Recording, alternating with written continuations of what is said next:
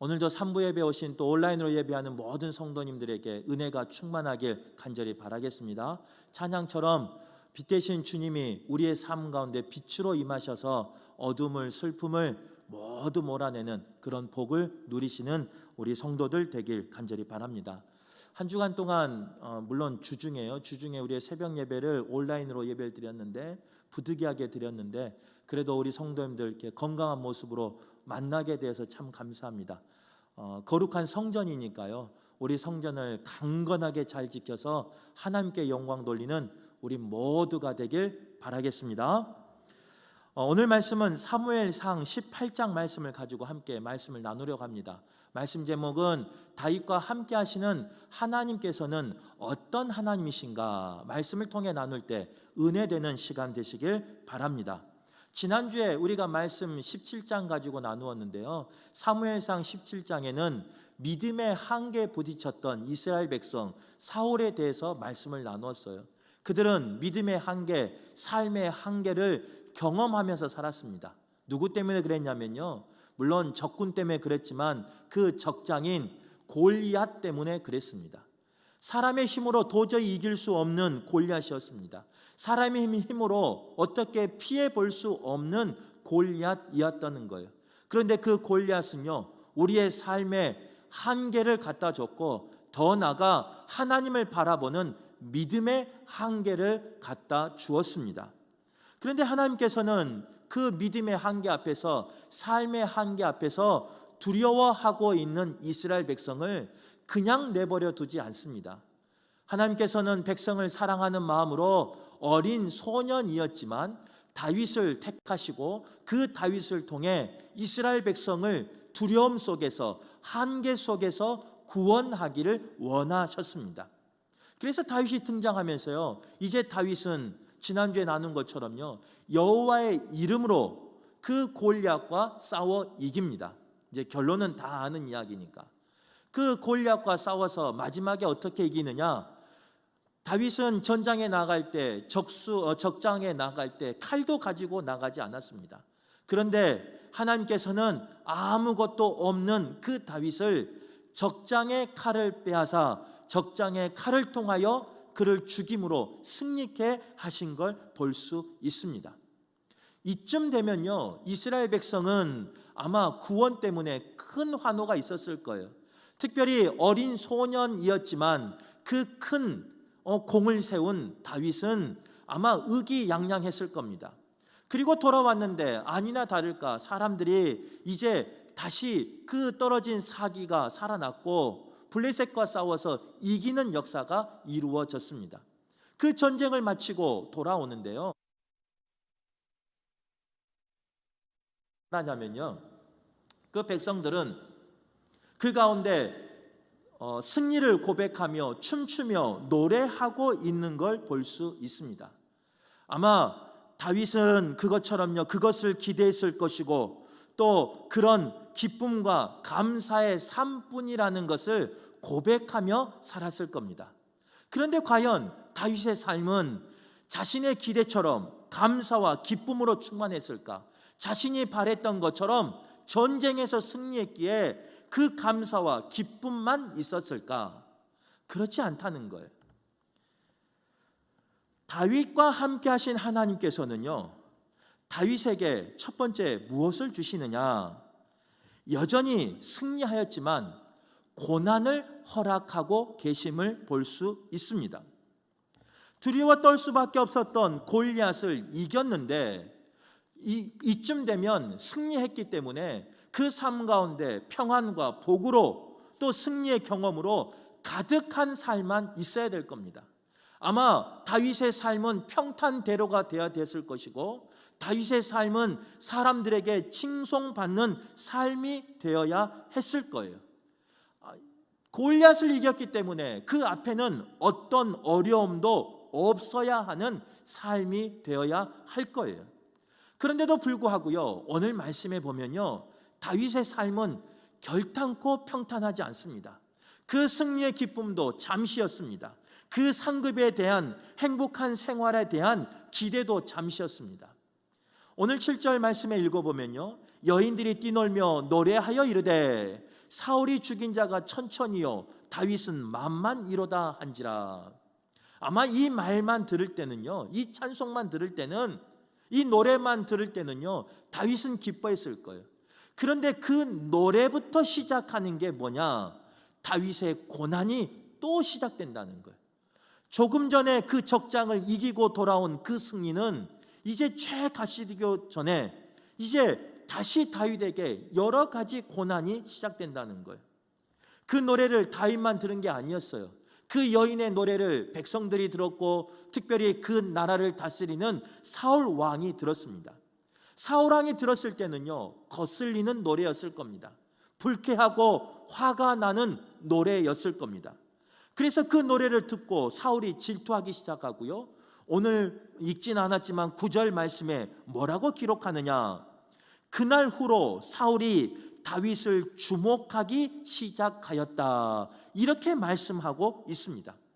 여기서 주목하다라는 히브리어의 원어는요, on이라는 단어를 쓰고 있는데요, 이제 우리 번역된 한글 성경에는 그 의미가 잘 나와 있지 않아요. 그런데 원어 성경에는요, 그 주목하다 on이라는 단어를 두 번이나 연거푸 이어서 쓰고 있어요. 그래서 on 이렇게 말하고 있어요. 이것을 직역해 보면 이렇습니다. 그날 후로 사울이 다윗을 주목하기 시작하였다. 단순히 그를 주목해서 보는 게 아니에요. 그의 행동 하나하나를 세심하게 관찰했다는 의미입니다. 그런데 관찰하는 의미가요, 좋은 의미로 관찰했다는 의미가 아니에요. 의역하면 두고 보았다는 이야기예요. 꼬투리를 잡기 위해서 면밀히 살펴보는 그 주목을 말하는 겁니다. 너 어떻게 하는가 보자. 너 삐끔만 해봐라. 그때는 내가 너를 치겠다 하는 마음으로 주목하고 있는 걸 볼 수 있어요. 바로 이것이 다윗의 고난의 시작이었다는 거예요. 그런데 참 안타까운 것은요, 다윗의 고난은 거기서 끝나지 않습니다. 다윗의 고난은 그 시작과 동시에 우리가 상상할 수 없는 많은 고난을 당하게 된다는 거예요.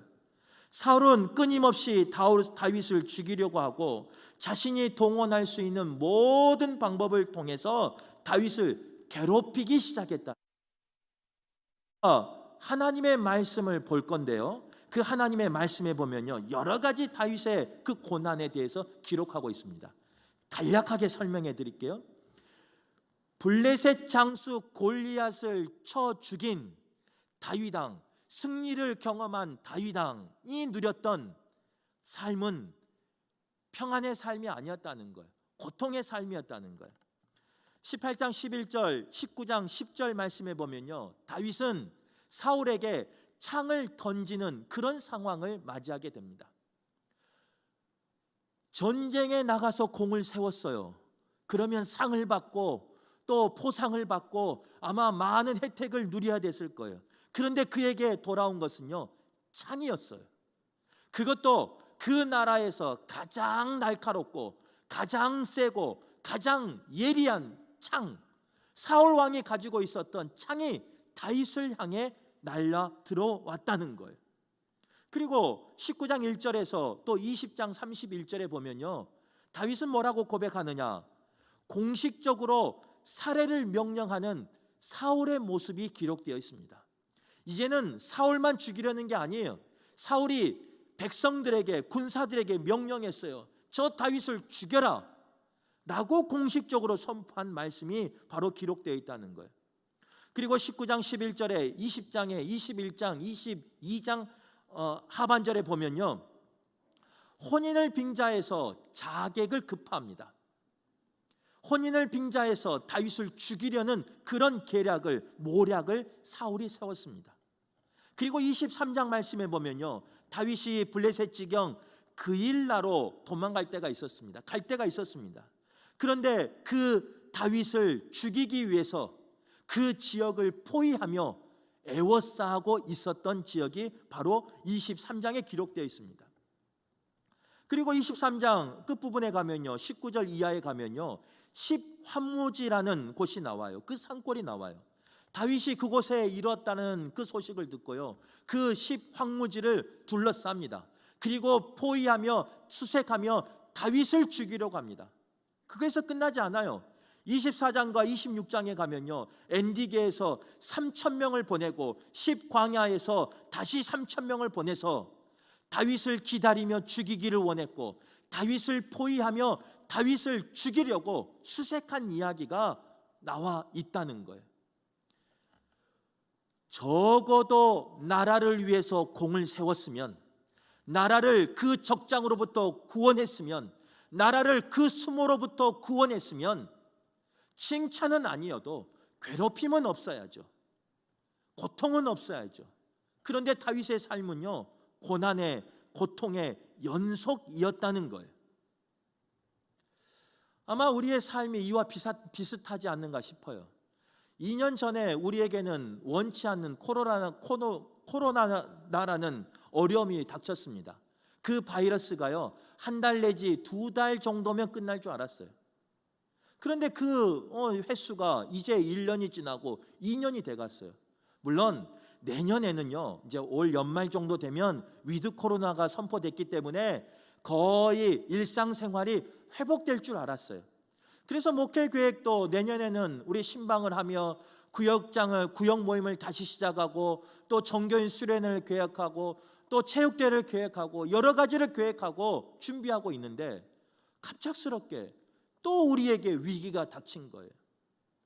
하나님이 이제 지금쯤은 풀어줬으면 좋겠는데, 다윗이 고난을 당한 것처럼 우리에게도 때로는 원치 않는 고난을 주실 때가 있다는 거예요. 원치 않는 피하고 싶은 그런 눈물을 주실 때가 있다는 거예요. 이것이 다윗의 삶이었어요. 이해가 되지 않는 삶이지만 하나님은 다윗에게 그 삶을 허락하셨다는 거예요. 피하고 싶은 삶이지만 그 삶을 우리에게도 허락하셨다는 거예요. 그런데 하나님께서는요, 그러한 어려움만 주신 것이 아닙니다. 이 모든 상황 속에서 하나님이 함께 하여 주심으로 그것을 피하게 하여 주신 분이 여호와 하나님이시라는 거예요. 하나님의 영이 떠남으로 시기와 질투가 가득했던 사울은 자신을 향해 수금을 타던 다윗을 향해 창을 던졌습니다. 그런데 그냥 장난으로 던진 게 아니에요. 놀자고 던진 게 아니에요. 노련한 장수였고 한 나라의 왕이었기 때문에 그 준비된 그 날카로운 창을 가지고 다윗을 죽이고자 던진 거예요. 아무런 준비도 하지 않고 있는 그 다윗을 향해 사울은 2번이나 창을 던졌습니다. 죽으라고 던졌습니다. 악령에 붙잡혀서 살기가 등등한 마음으로 쟤를 꼭 죽여야 되겠다, 그런 마음으로 사울은 창을 던졌습니다. 창만 던졌습니까? 조금 전에 말씀을 나눈 것처럼요, 군사들을 보내서 포위하면서 다윗을 죽이려고 했어요. 지나가는 길목을 지키면서 다윗을 죽이려고 했어요. 그곳에 숨어 있으면서 다윗을 죽이려고 했어요. 다윗이 적군 그 지역으로 숨어갑니다. 그곳에서 미친 척을 하고 있는데도 불구하고 그곳을 쫓아가 다윗을 죽이려고 했던 사람이 사울이라는 거예요. 그런데 우리가 결론을 아는 이야기지만요, 그 모든 것 가운데 하나님은 어떻게 하시느냐? 피하게 하셨다는 거예요. 예리한 강력한 그 창이 날라왔어요. 예비되지 않았는데, 준비되지 아니하였는데 창이 날라왔어요. 하나님이 그 창을 비껴나가게 하신 겁니다. 3,000명의 군사가 나를 에워싸고 점점 가까이 오는데 하나님은 그 3,000명의 군사를 피하게 하신 거예요. 그 3,000명의 군사가 길목을 지키고 있는데 하나님은 그 길목에서 피하게 하신 거예요. 그 죽음의 그늘에서, 어둠에서 다윗을 피하게 해주셨다는 거예요. 바로 이것이 우리에게 소망이 되는 말씀이에요. 한 가지 어려움이 지나면요, 다른 어려움이 안 왔으면 좋겠는데 죄송한데 올 때가 있어요. 더 힘듦이, 더 고난이, 더 깊은 눈물이, 더 깊은 외로움이 우리를 찾아올 때가 있어요. 그러나 그때마다 하나님은 우리를 그냥 내버려 두신 것이 아니라 그 상황 속에서 우리를 피하게 하신다는 거예요. 그 상황 속에서 우리를 건져내신다는 거예요. 사울은 여러 가지 그 계략을 통해서 다윗을 죽이려고 했습니다. 특별히 이제 본문을 계속 읽어보면요, 다윗은 군대 장군이었는데 그를 강등해 버립니다. 천부장으로 강등해 버립니다. 천부장으로 강등해서 끝나는 것이 아니라 천부장이 되어서 가장 치열한 전투로 보내버립니다. 무슨 말이냐면요, 그곳에 가서 죽으란 이야기예요. 그곳에 가서 너는 이름도 없이 사라지라는 이야기예요. 그래서 그 치열한 전투로 천부장에 임명하고 보내버립니다. 그런데 하나님께서는요, 그 천부장으로 임명된 그 전투에서 지혜를 허락하시고 능력을 허락하시고 힘을 허락하여 주셔서 피하게 하시고 이기게 하십니다. 더 나아가 그 사울이 끌어내리는 그곳에서, 사울이 죽으라고 하는 그곳에서 하나님은 그를 피하게 하시며 그를 살림을 통해서 다시금 건져 주신다는 거예요. 또 말씀을 읽어보면요, 딸과의 결혼을 이유로 블레셋을 통해서 죽이려고 했던 계획이 있어요. 그 블레셋을 향해서 나아가서 표피 100개를 가져오라, 이 말은 100명을 죽이란 말이에요. 한 명이 가서 어떻게 100명을 죽일 수 있겠습니까? 아무리 용맹하더라도 어떻게 가서 표피 100을 가져오겠습니까? 그런데 하나님께서는요, 그 모든 죽음에서 다윗을 피하게 하십니다. 건지게 하십니다. 승리케 하십니다. 도리어 100개를 가져오라고 하는데요, 200개를 가져와서 그 앞에 놓는 걸 볼 수 있어요. 죽기를 바라는 마음으로 전쟁터에 보냈지만 하나님께서는 죽음의 위험 앞에서 피하게 하셨다는 거예요. 이것이 바로 하나님이 함께한, 하나님이 동행한, 하나님을 붙잡는 사람이 누리는 복이라는 겁니다. 우리의 삶 가운데 때로는 어려움이 올 때가 있어요. 그 어려움 가운데 더 큰 어려움이 기다리고 있을 때가 있어요. 이제 한 고비를 넘겼는데 더 큰 고비가, 더 큰 산이 나를 에워싸고 우겨쌀 때가 있어요. 앞이 보이지 않을 때도 있어요. 뒤로 가지 못할 때도 있어요. 그러나 그때 하나님은 나와 함께 하시고 그 모든 고난에서 피하게 하신다는 것을 믿으시고 소망하시는 우리 성도들 되길 간절히 바랍니다. 그 은혜가 오늘 예배하는 모든 성도님들에게 임하길 간절히 바랍니다. 아무리 나의 적군이, 아무리 나를 대적한 사람이 나를 죽이려고 해도, 끌어내리려고 해도 하나님이 나를 세워주시며 하나님이 나를 건져주시며 하나님이 그 계략에서 피하게 하심으로 살아나며 승리하는 우리 모두가 되길 간절히 바랍니다. 세 번째로요, 이 모든 상황에서 피하게 하신 하나님께서는 다윗을 세우셨다는 거예요. 사울은 자신이 가진 모든 권력과 힘을 통해서 다윗을 죽이려고 했지만 하나님께서는 그 다윗과 함께 하여 주심으로 그 상황 가운데 지혜롭게 행하게 하심으로 형통케 하셨다는 것을 볼 수 있어요. 물론 오늘 본문에 나와 있는 하나님의 형통과 사람이 바라는 형통은 조금 차이가 있을 수 있습니다. 우리 성도님들이나 제가 기도할 때, 형통의 복을 기도할 때는요, 대부분 어떤 바람이냐면 내 앞길에 장애물이 없는 형통을 바랄 거예요. 내 앞길에 걸림돌이 없는 그런 형통을 바랄 거예요. 내가 가는 길이면 평탄하고 내가 가는 길이면 길이 열리는, 때로는 그 홍해가 갈라지듯 내 삶에 갈라지는 역사가 아마 그것을 바라는 우리 성도들의 마음일 겁니다. 그런데 오늘 본문에 나와 있는 하나님이 주신 형통은 뭐냐? 장애물이 없는 형통이 아니에요. 내 앞에 홍해가 없는 형통이 아니에요. 때로는 내 앞에 장애물이 가르지만 때로는 그 장애물이 나의 걸림돌이 되어서 나를 넘어뜨리려고 하지만 때로는 3,000명의 군사가 나를 죽이려고 하는 그런 상황이지만 하나님이 함께 하시는 것이 형통이라는 거예요. 그래서 하나님이 함께 하심으로 그 막혔던 길이 열리게 하시고 그 장애물이 부서지게 하시고 그 걸림돌이 디딤돌이 되게 하시는 분이 여호와 하나님이시라는 거예요. 하나님은 우리에게 그런 복을 허락해 주신다는 겁니다. 전쟁 가운데 승리하게 함으로 다윗의 군대장이 된 것을 이제는 신하들이나 온 백성들이 합당하게 여겼다는 거예요. 다윗은 죽이려고 그 전장에 보냈어요.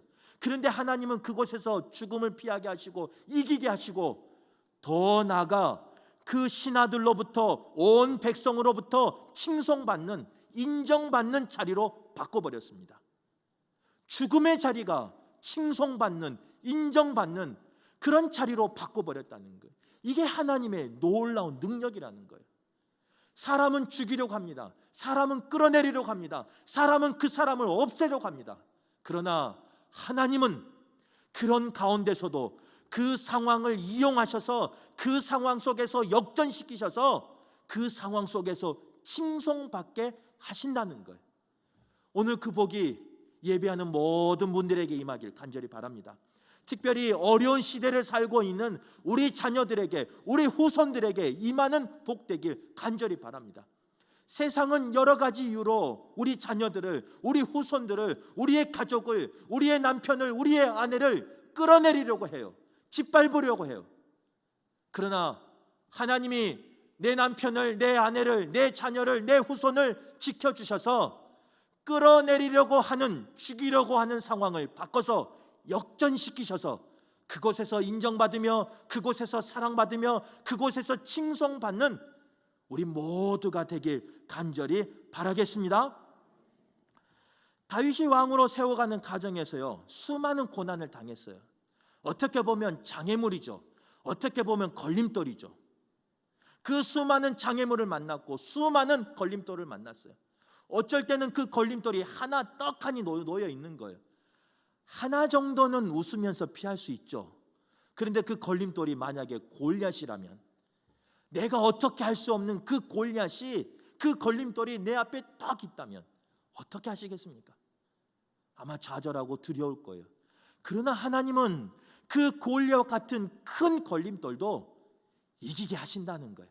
하나님의 방법으로 이기게 하신다는 거예요. 그리고 그 걸림돌 위에 서게 하신다는 거예요. 그래서 사람들로부터 인정받게 하신다는 거예요. 그 걸림돌만 없으면 이게 이제 좋을 것 같은데 우리의 삶은요, 그렇지 않습니다. 죄송한데 우리 성도님들이 살아본 삶은 한 가지 삶 속에서 이기면 더 고난이 없든가요? 이제 자유하든가요? 이제 행복하든가요? 몇 주 전에 수험생들, 고3 수험생들이 수능이라는 큰 관문을, 큰 시험을 통과했습니다. 아마 12년 동안 준비했을 거예요. 12년 동안요, 그 수능을 보기 위해서 앞만 보고 달려왔을 거예요. 쉬지도 않고 달려왔을 거예요. 엉덩이가 짓무를 만큼 우리 수험생들은 열심히 했을 거예요. 그래서 그들은 그런 기대가 있었을 거예요. 야, 이제 수능 시험만 끝나면 자유다. 이제 수능 시험만 끝나면 내 인생에서는 그런 시험은 없을 것이다 하는 그런 마음으로 그 수능 시험을 준비했을 거예요. 막상 수능 시험이 끝나고 나니까요, 그날부터 자유는 아니에요. 이제 그날부터 더 큰 고난이 닥쳐오는 거예요. 우리는 알잖아요. 그때가 가장 행복할 때예요. 저도 죄송한 말이지만 목사 할래, 고3 할래 그러면 고3 할랍니다. 고3이 훨씬 편해요. 왜? 부모님이 해준 밥 먹고요, 부모님이 가라면 가고 앉으라면 앉으라고 시키는 대로만 하면 되거든요.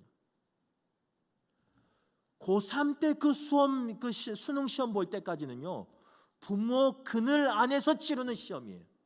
하지만 이제 수능 시험이 끝난 그 자녀들은요, 자신 스스로 해결해야 되는 시험에 닥친다는 거예요. 인생의 시험이 결단코 쉬운 게 아니에요. 그런데 그 시험을 두려워할 건 없다는 거예요. 왜 그러느냐? 때로는 골리앗 같은 시험이 있으면요, 하나님은 그것을 이기게 하시고 골리앗 위에 서게 하신다는 거예요. 그리고 때로는 많은 시험들이 돌무더기가 되고 우리에게 언덕이 되어서 나를 가로막을 때가 있어요. 우리를 가로막을 때가 있어요. 우리 자녀를 가로막을 때가 있어요. 그런데 하나님은요, 그 언덕에 쌓인 많은 걸림돌을 이기게 하신다는 거예요. 한 걸음 한 걸음 한 걸음 이겨나가서 그 언덕 위에 서게 하신다는 거예요. 우리의 삶 가운데 그 언덕만 있는 게 아닙니다. 때로는 그 장애물이, 그 걸림돌이 이제는 성곽이 되어서 꼼짝달싹할 수 없는, 앞이 보이지도 않고 뒤도 보이지도 않고 움직일 수 없는 그런 나를 포기하는 그런 성곽의 장애물이, 걸림돌이 내 삶 가운데 있을 때도 있습니다. 견고한 걸림돌이 있을 때가 있습니다. 아무리 밀쳐도 아무리 힘을 써도 어쩔 수 없는 그런 견고한 성곽이 나에게 걸림돌이 될 때가 있다는 거예요. 그런데 걱정할 거 없어요. 그 걸림돌 앞에서도 아무리 그 걸림돌이 강하고 견고해도 하나님은 피하게 하신다는 거예요. 하나님은 그 가운데 세우신다는 거예요. 한번 상상해 보세요. 성곽만 보는 사람은요, 두려워 좌절할 수밖에 없어요. 내 앞에 하늘같이 높은 성곽이, 내 앞에 발로 차도 움직이지 않는 성곽이 저 높이 쌓여 있는데 그 앞에서 좌절하지 않는 사람이 어디 있겠습니까? 좌절하죠. 그런데 믿음의 사람은 무엇을 바라보느냐? 그 성곽이 쌓여 있을지라도 하나님이 이것을 피하게 하시고 이것을 이기게 하시고 저 위에 나를, 우리 자녀를, 우리의 후손을 세우실 것이다 라는 소망을 바라보는 겁니다. 한번 상상해 보세요. 저 높은 성곽에 올라가서 하나님 주신 그 자연을 보며, 하나님 주신 그 세상을 보며, 하나님이 주신 그 세상을 말로 다스리며 이끌어가는 걸 생각해 보세요. 바라기는 오늘 예배하는 모든 분들이 그 믿음의 눈을 가지시길 간절히 바랍니다. 하나님이 우리에게 승리하였지만 고난을 주실 것이다라는 거기서 멈추지 않기를 바라요. 지나서 하나님이 피하게 하시고 하나님이 그 걸림돌 위에 디딤돌로 나를 세워주신다는 것을 기억하며 소망하는 우리 모두가 되길 간절히 바랍니다. 코로나도 마찬가지예요.